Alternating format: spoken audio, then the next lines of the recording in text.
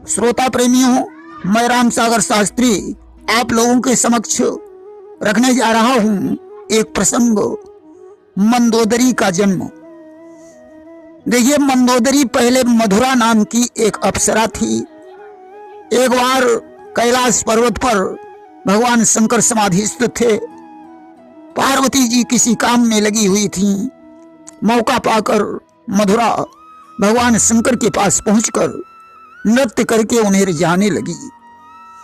उसी समय पार्वती जी आ गईं। उन्होंने मधुरा को श्राप दे दिया, जा दुष्टा, तुम मेढकी के समान उछल रही थी, इसलिए मैं तुझे श्राप देती हूं, तुम मेढकी हो जा।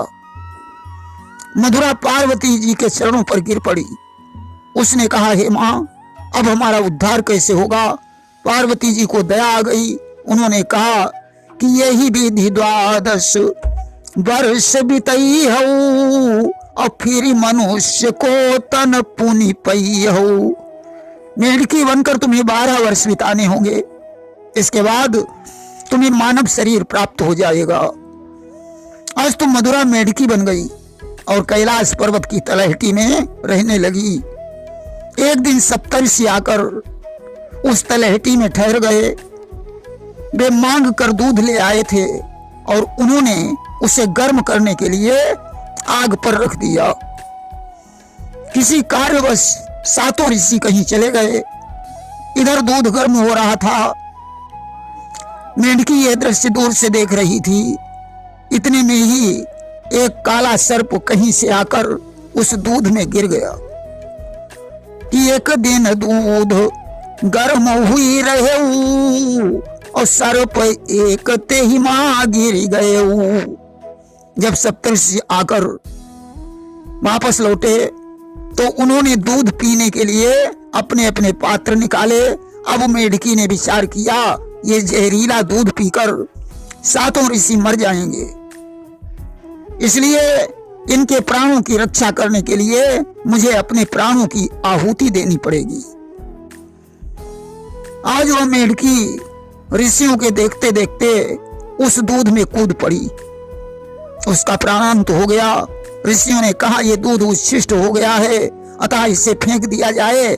जब उसे फेंका, सर्प के कंकाल को देखकर हैरान हो गए और उस मेढकी की प्रशंसा करने लगे कि धन्य धन्य मेढकी महाना और तुम बचाई लीन मम प्राणा।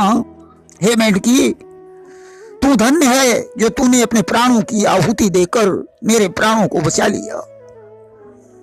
आज ऋषिगण उसके परोपकार पर द्रवित हो गए और उन्होंने उस मेढकी को तपोबल से एक सुंदर कन्या बना दिया कि जल अभिमंत्री सप्तऋषि राई और तुरंत ही कन्या दीन बनाई।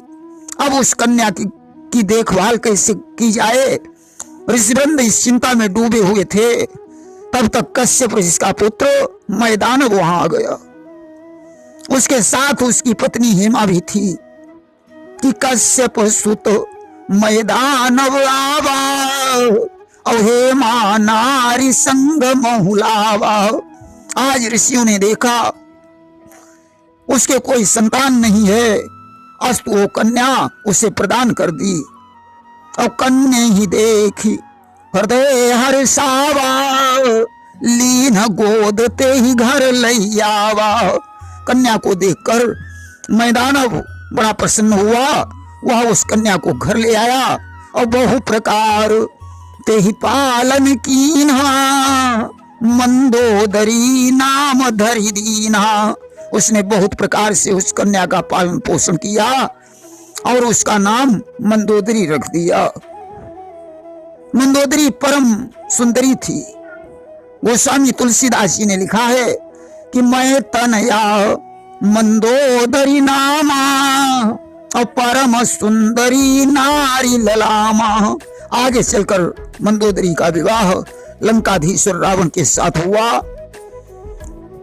रावण के लिए एक चौपाई आई है कि उत्तम कुल पुलस्त कै नाती और शिव बिरंची पूजे बहुभांति। रावण उत्तम कुल का ब्राह्मण था। और पुलस्त का नाती था, जिसने अनेकों प्रकार से ब्रह्मा और शिव की पूजा की थी। लेकिन मेघनाद मंदोदरी का ही पुत्र था। प्रेम से बोलिए वृंदावन बिहारी लाल की जय।